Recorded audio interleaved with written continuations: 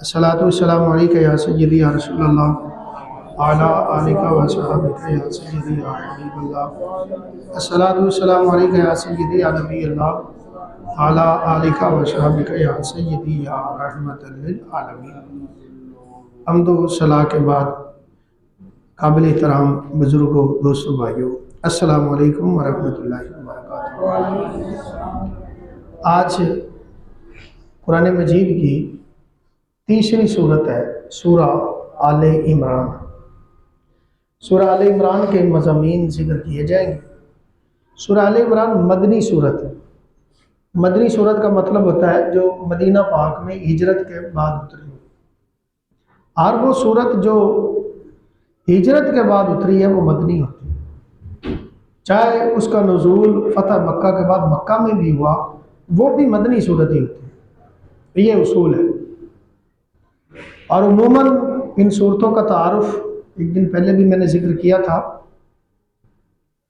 کچھ صورتیں قرآن مجید کی جن میں جہاد کا حکم ہے، تو یہ ایک علامت ہے کہ یہ مدنی صورت ہے، کیونکہ جہاد کا حکم جتنا بھی آیا ہے وہ مدینہ پاک میں ہے، مکہ پاک کے اندر جہاد کا حکم نہیں تھا۔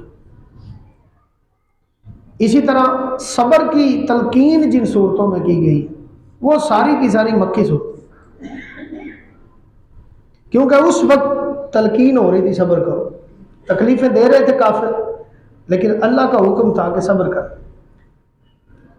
تو یہ سورہ جو ہے سورہ آل عمران، یہ مدنی صورت ہے، 20 اس کے رکوع ہیں اور 200 اس کی آیتیں ہیں، اور اس سورت کی آیت نمبر 33 سے لے کر 54 تک حضرت بی بی مریم، ان کے والد حضرت عمران کی اولاد کا تذکرہ کیا گیا ہے، اس وجہ سے اس سورت کو سورہ آل عمران بولتے ہیں۔ عمران کی اولاد، آل کا مطلب ہوتا ہے اولاد، تو عمران جو تھے کہ حضرت بی بی مریم ان کے والد تھے، اور حضرت بی بی مریم جو تھی ان کے بیٹے تھے حضرت عیسیٰ علیہ السلام۔ یہی حضرت بی بی مریم تھی جن سے عیسیٰ علیہ السلام بغیر باپ کے پیدا ہوئے تھے، یعنی کوئی نکاح، کوئی مرد کا دخل نہیں تھا، فقط اللہ تبارک و تعالیٰ نے حضرت جبریل امین کو بھیجا تھا، انہوں نے حضرت بی بی مریم کے گریبان میں پھونک ماری تھی، وہ پھونک مارنے سے اللہ تبارک و تعالیٰ نے حضرت بی بی مریم کے ہاں حضرت عیسیٰ علیہ السلام کی پیدائش کروائی۔ یہ اللہ کا ایک کمال ہے کہ اللہ تعالیٰ دنیا میں دکھانا چاہتا تھا کہ میں چاہوں تو بغیر باپ کے بھی بندے کو پیدا کر سکتا ہوں، جیسے حضرت آدم علیہ السلام بغیر ماں اور بغیر باپ کے پیدا ہوئے، اور حضرت بی بی حوا جو تھی وہ بغیر ماں کے پیدا ہوئی تھی، حضرت آدم علیہ السلام کی کوکھ سے نکلی تھی، یعنی مرد کی کوکھ سے اللہ تعالیٰ نے ایک عورت کو پیدا کیا، حضرت بی بی حوا کو۔ تو اللہ تعالیٰ یہ سورہ آل عمران کو اللہ نے اتارا ہے۔ حضرت عثمان غنی فرماتے جو شخص رات کو سورہ آل عمران کی آخری آیتیں پڑھے گا تو اس کے لیے پوری رات عبادت کرنے کا ثواب لکھا جائے گا، جیسے وہ ساری رات عبادت کر۔ اسی طرح حضرت مکحول کا قول ہے، فرماتے ہیں جمعہ کے دن جو بندہ اس کی تلاوت کرے گا تو رات بھر فرشتے اس کے لیے دعا کرتے رہیں۔ یہ سورہ ایسی ہے۔ اور سورہ بقرہ کی فضیلت میں نے ذکر کیا تھا، اس میں دونوں صورتوں کا ذکر ہے، سورہ بقرہ اور سورہ آل عمران۔ یہ کل قیامت کے دن بندے کے اوپر نور کے تارے بن کے روشنی کریں گی اور سایہ کریں گی، یہ دونوں صورتیں۔ سورہ آل عمران کا تعلق جو ہے یہ سورہ بقرہ کے ساتھ بھی ہے، سورہ بقرہ کے مضامین کے ساتھ اس کا تعلق بڑا ہے۔ سورہ بقرہ جو ہے اس کے اندر اللہ تعالیٰ نے احکام کا ایک خاکی، ایک اجمالی خاکہ رکھا ہے، بس بتایا ہے کہ یہ کام کرنے، ان کی تفصیل اللہ نے سورہ آل عمران میں رکھی۔ جس طرح اللہ تعالیٰ نے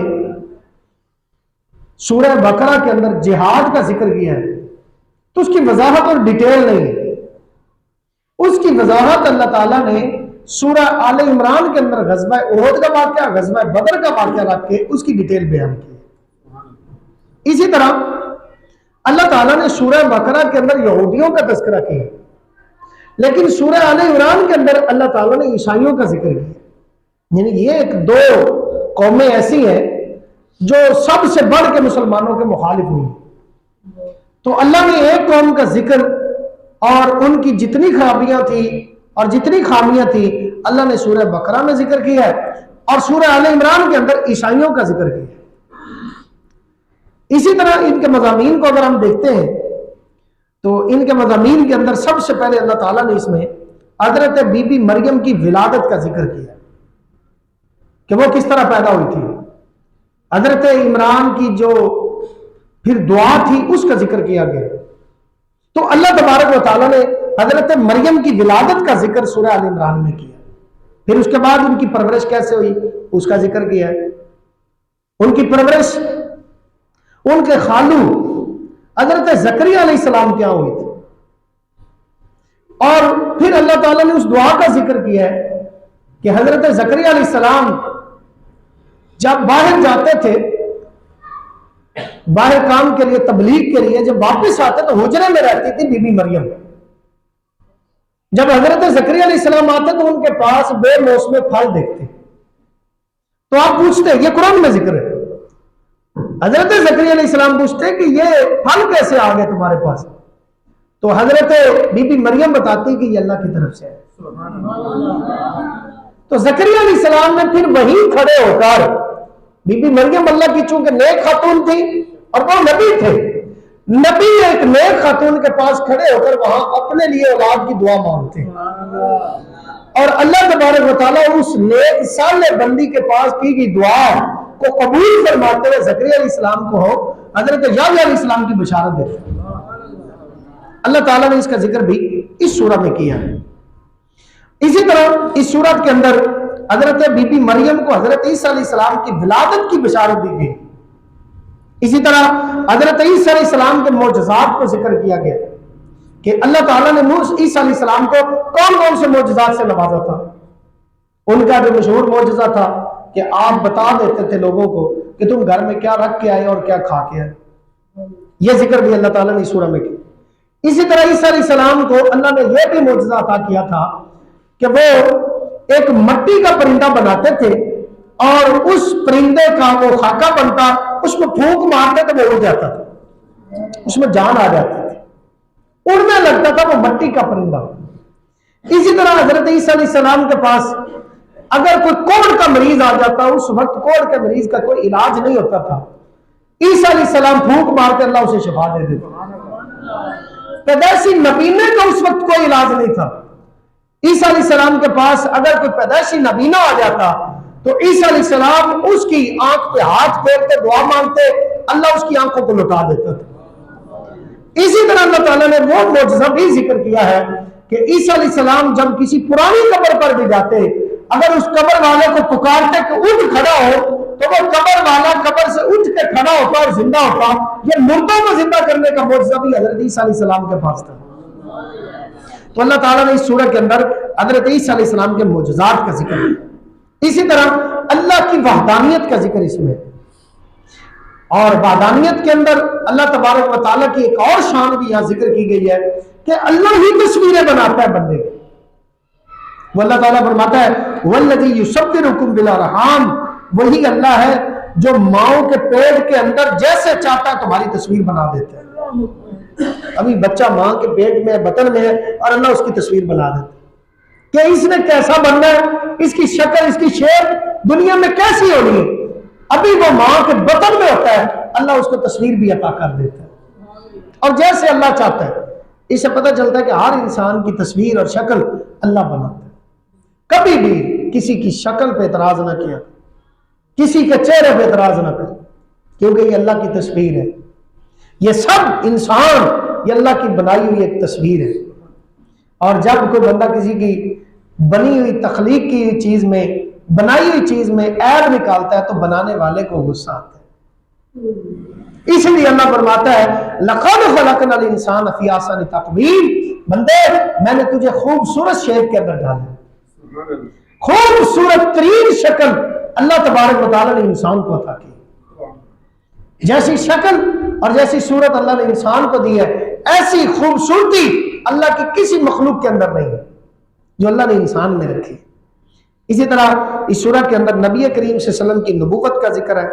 आपके कुरान की सदाकत पर अल्लाह ने दलाइल दिए कि कुरान सच्चा है, उसकी दलीलें अल्लाह ने दी है सूरत में। अल्लाह की बारगाह में जो मकबूल दीन है वो अल्लाह बताता है वो सिर्फ इस्लाम है। और अल्लाह फरमाता है वमन यब्तगी गैरल इस्लामी दीना फलन युक़बल मिन्हु, जो बंदा भी इस्लाम को छोड़ के कोई और दीन अल्लाह की बारगाह में पेश करना चाहेगा उससे उसका दीन कबूल नहीं किया जाएगा। अब चूंकि इस्लाम है और इस्लाम ही रहे, कोई और मजहब कोई और दीन अल्लाह ने कबूल नहीं करना। इसीलिए अल्लाह ने, हालांकि यहूदी भी आसमानी किताब को मानते थे, ईसाई भी आसमानी किताब को मानते थे, लेकिन अब नहीं। नबी करीम सल्लल्लाहु अलैहि वसल्लम ने एक दिन देखा हजरत मूसा अलैहिस्सलाम तौरात पढ़ रहे थे, हजरत उमर फारूक रज़ियल्लाहु ताला तौरात पढ़ रहे थे। नबी पाक सल्लल्लाहु अलैहि वसल्लम ने मना फरमाया, आपने फरमाया उमर जब कुरान आ गया अब किसी किताब की जरूरत नहीं, सुभान अल्लाह, तुम्हारे पास अब कुरान है। तो ये चीज हुजूर ने बता दी कि अब ना कोई दीन ना कोई किताब और ना किसी नबी को अब कयामत तक कबूल किया जाएगा। अगर कोई आता भी है, नबी भी आएगा तो वो नबी बन के नहीं आएगा, उम्मती बन के आएगा। ईसा अलैहिस्सलाम आएंगे लेकिन वो नबी बन के दुनिया में नहीं आएंगे, बल्कि वो उम्मती बन के आएंगे। मिर्जा कादियानी ने ये दजल और फरेब जो किया था वो इसी बात पे किया था। उसने सबसे पहले अपने आप को मसीह मऊद कहा था, ताकि मुसलमानों का ज़हन तो पहले से बना हुआ था ईसा अलैहिस्सलाम ने आना है, तो वो कहता था मैं ही वो ईसा अलैहिस्सलाम। फिर उसने इमाम महदी भी अपने आप को कहा, यह भी दुनिया को पता है कि इमाम महदी ने उतरना है, मुसलमानों के इल्म है और हमारी तारीख का ये हिस्सा है।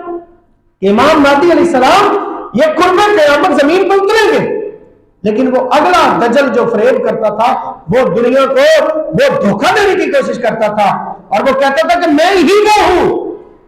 हालांकि इमाम महदी अलैहिस्सलाम होंगे जब ईसा अलैहिस्सलाम मशरकी मीनारे के ऊपर, बैतुल मुकद्दस के मीनारे के ऊपर उतरेंगे, फजर की नमाज का वक्त होगा। ईसा अलैहिस्सलाम जब आगे बढ़ेंगे तो वो इमाम महदी, इमाम मोहम्मद महदी उनका नाम होगा, उन्हें कहेंगे आप इमामत करवाए। ये इस बात की दलील है कि ईसा अलैहिस्सलाम नबी बन के नहीं आएंगे। अगर नबी बन के आए तो नबी मुसल्ले पे खड़ा होता है, उम्मती इनकी इक्तिदा में खड़े होते हैं, लेकिन वो नबी बन के नहीं उम्मती बन के आएंगे। इसीलिए नबी पाक सल्लल्लाहु अलैहि वसल्लम के उम्मती इमाम मोहम्मद महदी उस वक्त उस मस्जिद के इमाम हो गए, खतीब हो गए, खतीब और इमाम वो हो गए। इस वजह से ईसा अलैहिस्सलाम खुद मुक्तदी बनेंगे और वहां कायम करदा इमाम को मुसल्ला रसूल पे खड़ा करेंगे, वो उम्मती बन के आएंगे। तो अल्लाह तबारक व तआला ने इस सूरह के अंदर यह भी बताया है कि अगर कोई अल्लाह के यहाँ मकबूल दीन है तो वो इस्लाम है। इसी तरह हजरत ईसा अलैहिस्सलाम के बारे में लोगों ने जो झगड़ा किया और नबी करीम सल्लल्लाहु अलैहि वसल्लम की नबूवत को झुटलाया, अल्लाह ने उसका जिक्र किया है। कुरान मजीद का इनकार करने वाले नजरान के ईसाइयों का अल्लाह तबारक व तआला ने इसमें जिक्र किया। नजरान के ईसाई थे, उन्होंने नबी करीम सल्लल्लाहु अलैहि वसल्लम से आकर मुनाजरा किया, मुकालमा किया। अल्लाह के प्यारे नबी सल्लल्लाहु अलैहि वसल्लम ने उनके मुकालमे का उन्हें जवाब दिया, मुबासा हुआ और इन नजरान के ईसाइयों को अल्लाह के नबी सल्लल्लाहु अलैहि वसल्लम ने मस्जिद नबी में ठहराया और हुजूर सल्लल्लाहु अलैहि वसल्लम ने, आज दुनिया कहती है मुकालमा होना चाहिए बैनुल मज़ाहिब, ये बैनुल मज़ाहिब मुकालमा और इसके उसूल आज से 1400 साल पहले मुसलमानों को अल्लाह ने अता किए। नबी पाक सल्लल्लाहु अलैहि वसल्लम ने खुद मुकालमा किया नजरान के ईसाइयों के साथ। इसी तरह इस सूरत के अंदर अल्लाह तबारक व तआला ने उस मिसाक के दिन का जिक्र किया है जब अंबिया से अल्लाह तबारक व तआला ने अहद लिया था कि सारे नबियों को इकट्ठा करके अल्लाह ने फरमाया था, क्या तुम्हारे बाद जब मेरा नबी और मेरा महबूब आएगा तुम उसकी मदद करोगे, तुम उस पर ईमान लाओगे? तो सब नबियों ने वहां ऐड किया था हम ईमान भी लाएंगे और हम इकरार करते हैं कि हम उनकी मदद भी करेंगे। और अल्लाह तबारक व तआला ने खुद फिर वहां गवाही दी थी अपनी। ये एक जलसा हुआ था जो अल्लाह ने करवाया था, नबी उसमें शामिल थे और खिताब करने वाला अल्लाह खुद था। और जिस हस्ती के बारे में गुफ्तगू हो रही थी वो मेरे और आपके प्यारे आका मोहम्मद मुस्तफा करीम सल्लल्लाहु अलैहि वसल्लम थे। उनकी शान अल्लाह बयान कर रहा था, नबी सब जमा थे اور بیان کرنے والا اللہ خود تھا، اور اللہ نے مجلس اور جلسہ خود سجایا تھا۔ اس کا ذکر بھی اللہ نے اس سورہ کے اندر کیا۔ اسی طرح خانہ کعبہ شریف کی فضیلت، مکہ مکرمہ کی فضیلت اللہ تبارک و تعالیٰ نے اس صورت میں کی ہے۔